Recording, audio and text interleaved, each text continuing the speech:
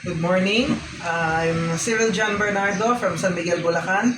I am a graduate of Bachelor of Library and Information Science from UP Diliman, year 2018. And part of my studies there, when among our required subjects was PI 100, Philippine Institutions 100, wherein we studied, among others, well, the very important and very enlightening corpus of work of Dr. Rizal and what has been written about him.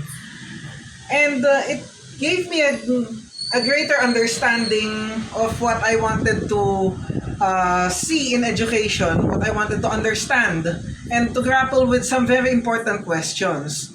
Now, it might seem like a coincidence, but there are no coincidences with God. I was just going to morning mass and joining my usual crowd of friends, the morning group of seniors, when I came across someone whose writings I have already encountered in said PI 100.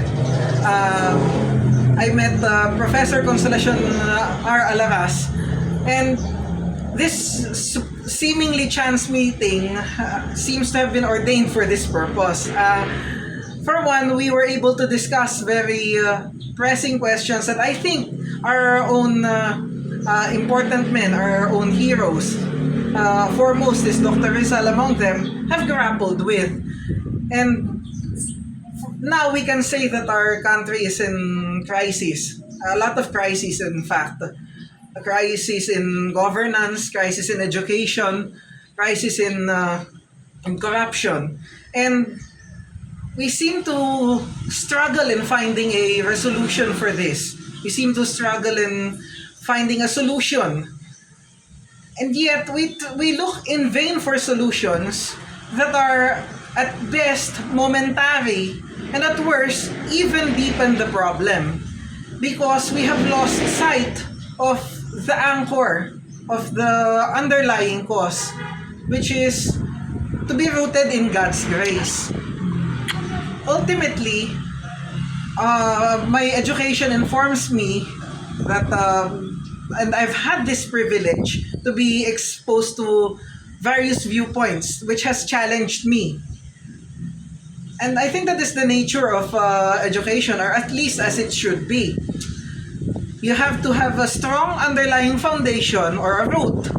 And this root is our spirituality, which informs us and which allows us to think critically about things. But furthermore, we want to be exposed to as many fields as possible. Just like our very own Dr. Rizal, who was known for so many things, so many achievements in so many fields. We have lost sight of this. We no longer, and for a democracy such as ours, I think it is very important for our citizens who participate in governance through their votes and through the manifold processes of democracy to be formed as citizens ready for the burden of citizenship. And how do we do that? An underlying strong spirituality, as evidenced by our heroes, with Dr. Rizal as the par excellence example, and then formed in the tradition of liberal education, one that exposes the citizen to many differing viewpoints, allowing him to see the world through different perspectives, to broaden his own horizons. Then, once this is accomplished, the citizen will be able to think critically, think deeply, and decide for himself or for herself the vital questions that need to be answered. And I think without this sort of renewal, we would struggle and attempt to solve our problems in vain.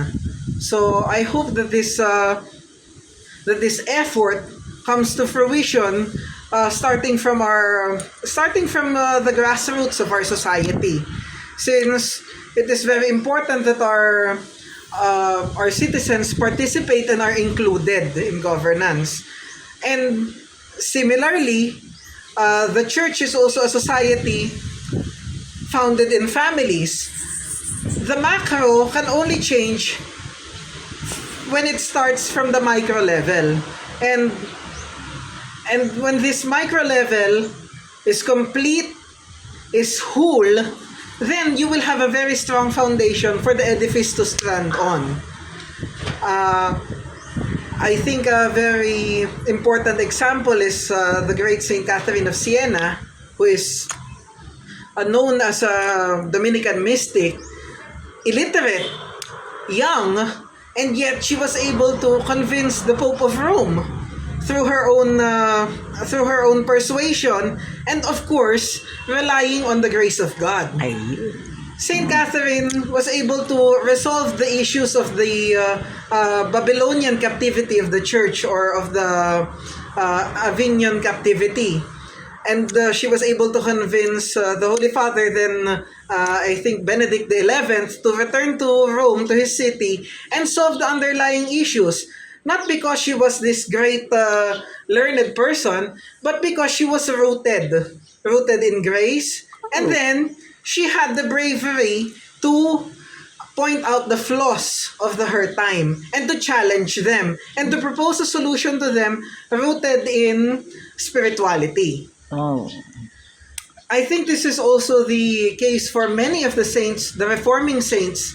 Saint Francis of Assisi, whose 800 years we celebrate this year. A lot of saints, a lot of great men contributed to nation building, the building of the nations and institutions, because they were rooted first in spirituality. To divorce spirituality from secular concerns is similar to killing a person, separating the soul from the body. So we will always need to have these two united and acting in concert with each other. Wow. And not in contradiction. So I hope this helps us gain a greater understanding for the importance of spirituality in the various aspects of our lives, that it need not be separate, that we cannot force this separation. And there has to be this unity, as it was before in the time of our fathers, of our forefathers. And I see that this will resolve a lot of our issues, and it will help us gain a greater understanding of ourselves and of our neighbor. So I hope that this will enable us to deepen our understanding of others, and of a holistic view of our society at large. Yeah.